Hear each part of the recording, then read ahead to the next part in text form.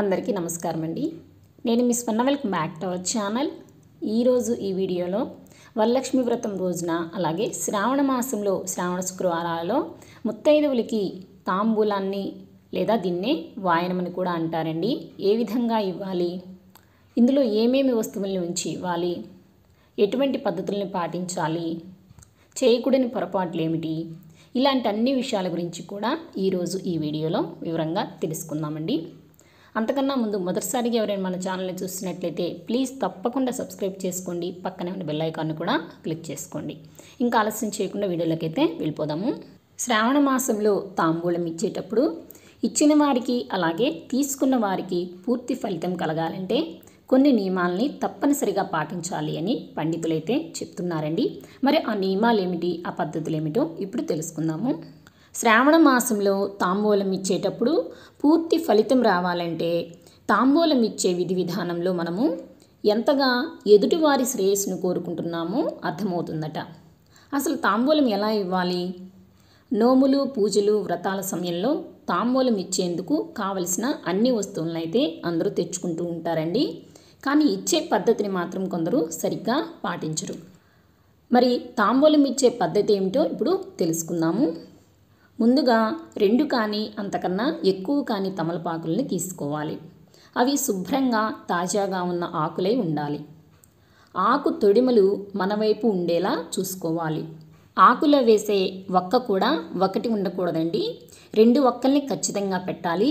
కానీ ఇప్పుడు కాలంలో ఏంటంటే అందరూ వక్కసూర ప్యాకెట్స్ అనేవి పెడుతూ ఉన్నారు కాబట్టి వాటిని ఒకటి పెడుతున్నారండి. కానీ వాటికన్నా కూడా వక్కలు ఉంటాయి కదండి, వక్కల్ని పెట్టండి. తాంబూలంలో 2 వక్కల్ని పెట్టండి, చాలా మంచిది. తాంబూలంలో మీరు ఎంత డబ్బు దక్షిణగా పెట్టాలనుకున్నా ఆ డబ్బుతో పాటు ₹1 మాత్రం విడిగా తాంబూలంలో పెట్టి ఉంచి ఇవ్వాలండి. ఇక అరటి పండ్లు, యాపిల్ పండ్లు కూడా తాంబూలంలో ఇవ్వచ్చు. అయితే అవి కూడా 2 తీసుకోవాలండి. కొంతమంది అరటిపళ్ళు అయితే 2 ఇస్తారు, యాపిల్ పండు కానీ బత్తాయి కానీ దానిమ్మ అయితే ఒక్కొక్కటి ఇస్తూ ఉంటారండి తాంబూలంలో. అలా ఎప్పుడూ చేయకూడదు. యాపిల్ పండు అయినా బత్తాయి అయినా దానిమ్మ అయినా ఇలా ఏ పండు ఉంచినా కూడా తాంబూలంలో ఖచ్చితంగా 2 ఉండేలా చూసుకోవాలి. అలాగే తాంబూలం ఇచ్చేటప్పుడు పండ్ల తొడిమల్ని మన వైపు ఉంచేలా చూసుకొని తాంబూలం అనేది ఇవ్వాలండి.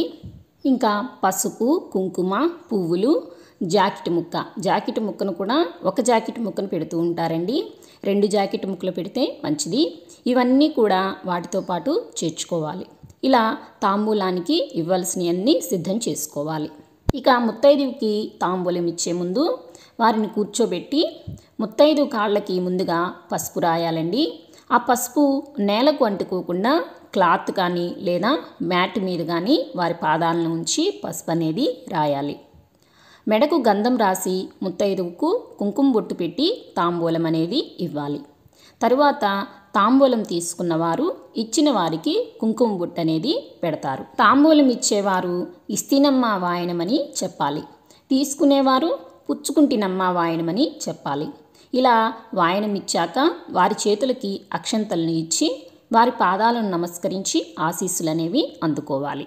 వరలక్ష్మి వ్రతం నాడు తాంబూలాన్ని ఉదయం వేళలో ఇవ్వాలి, లేదంటే సాయంత్రమైనా ఇవ్వచ్చు. కానీ చీకటి పడకముందే తాంబూలం ఇవ్వడం అనేది మంచిది. ఇలాంటి పద్ధతులను పాటించి వాయనం ఇవ్వడం వల్ల ఇచ్చిన వారికి పుచ్చుకున్న వారికి ఆ వరలక్ష్మీదేవి కటాక్షం సిద్ధిస్తుంది అని పండితులు చెబుతున్నారు. సో ఇదండి ఈరోజు ఈ వీడియోలో. చూశారు కదా, శ్రావణ మాసంలో ముత్తైదువులకి తాంబూలం ఏ విధంగా ఇవ్వాలి, ఎటువంటి నియమాలను పాటించాలి, ఏ వస్తువులను ఉంచి ఇవ్వాలి, ఇలాంటి అన్ని విషయాల గురించి ఈరోజు ఈ వీడియోలో తెలుసుకున్నాం కదండి.